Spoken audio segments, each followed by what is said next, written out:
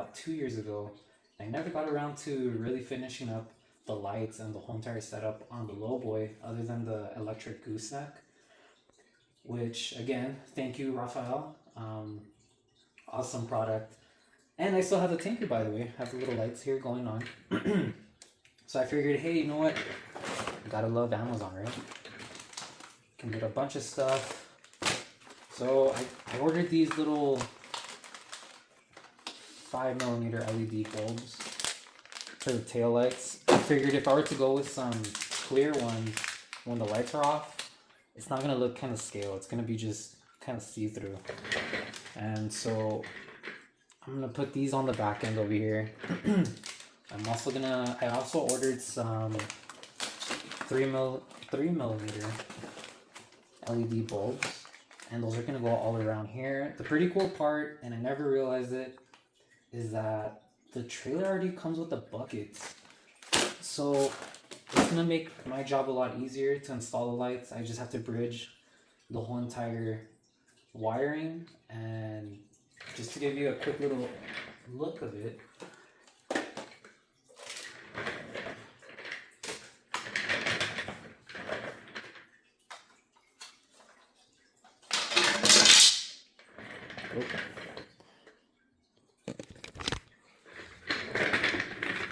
you can see the little buckets on there. So I'm gonna do that all along the edge. Same thing on this side. And then I should be able to put in those little bullets on the back end for the taillights. I know they're not gonna be functional, but the fact that they're gonna be red, at least when the lights are off, it'll look a little bit more scale.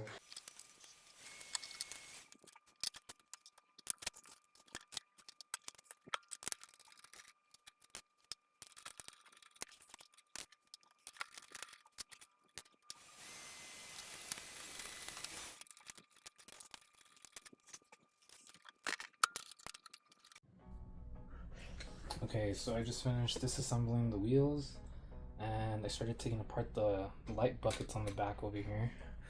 Interestingly enough, I came across, I guess whoever built the trailer, they had these in the wrong direction in case you want to route the cables. So this one should be here, and this one should be on this side. That way when you route the cables, you can run it inside and do what you got to do. But that wasn't the case. Okay, so what we're trying to do here, we're gonna try to put these three in here. Fortunately, I don't know where to locate the little cap lenses for this, but I figured since it's red, even though it's off, at least it'll look somewhat scale, rather than having the clear ones that turn red when you turn them on. And then once I put the cap on and everything, then I can route the wiring in here. I'll just go ahead and take care of bridging the wires on there. Okay, so I just finished putting on the lights and the light buckets.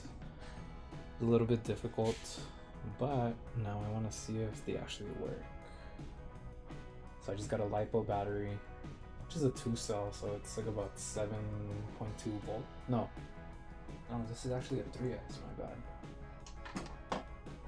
So it's technically 11.1.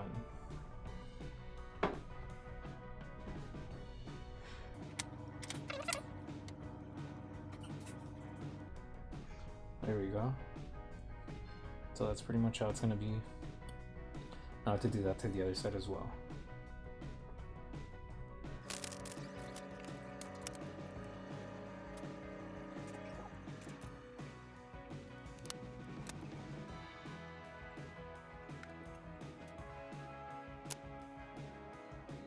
So there we go. Not too bad. Alright, so now we have the buckets installed back here. So I have to do the soldering. Got the battery pack here with an on and off switch. Pretty cool that Amazon carries this. So I'll be using that. I'll be attaching it using some Velcro over on the bottom here. And then now I'm starting to work on the actual amber lights that are going to go all around the trailer. It's going to be a little time consuming just because I have to solder each one of them individually. But essentially, if I get this one to solder up nicely, I'll be able to show you guys exactly what it is that I'm doing.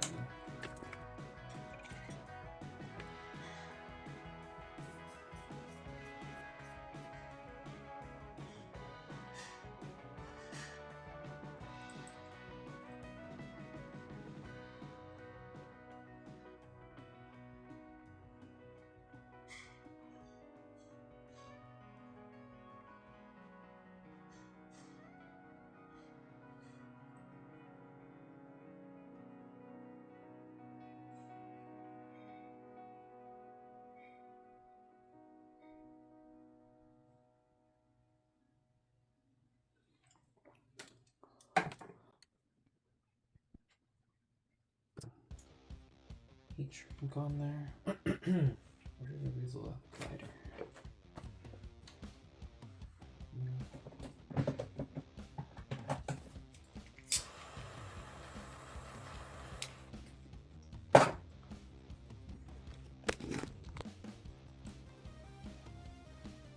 So essentially there's one light in there, the other, and then now that it's joined, and I'll probably use something just to make it stay there on the side.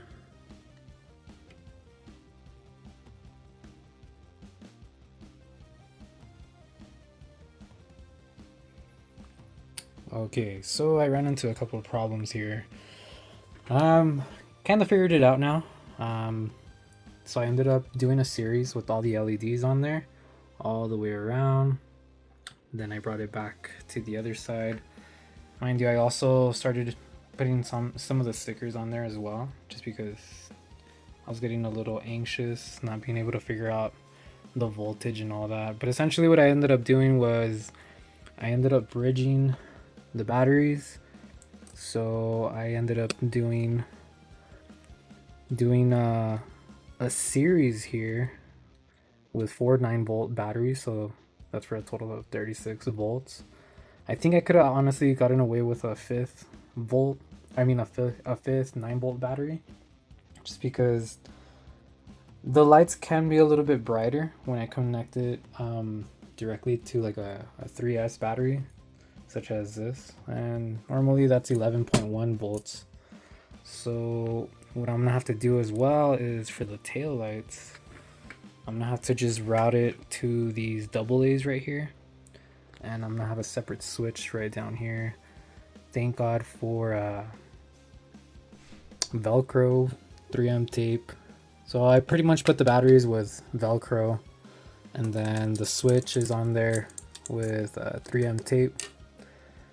And I'm gonna have to do the same thing on this side over here, put another switch so I can just control the taillights. Mind you, I know it's not gonna be functional with the taillights once it's connected to the tractor, but at least I can have the lights all around. And let me know what you guys think. I know originally I had the intention of doing a parallel setup with all the LEDs, but I want it to be a little bit quick and cheap and efficient, and it turned out to be the complete opposite, just because each one of these little LEDs that I bought pre-wired from Amazon, they all have a resistor. Essentially that's why I'm having to run such a high voltage on here. So just to show you guys, let me turn on the switch, and there they are. And it's the same thing on the other side. And then I was also working on the wood, that way when I put it on there, it can be a little offset. So I'll be looking forward to that. And then tail lights, stickers and all that was added on there.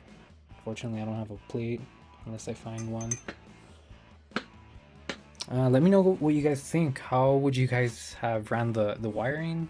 How I don't know if there's any input on what I'm doing, but yeah, stay tuned for the upcoming video.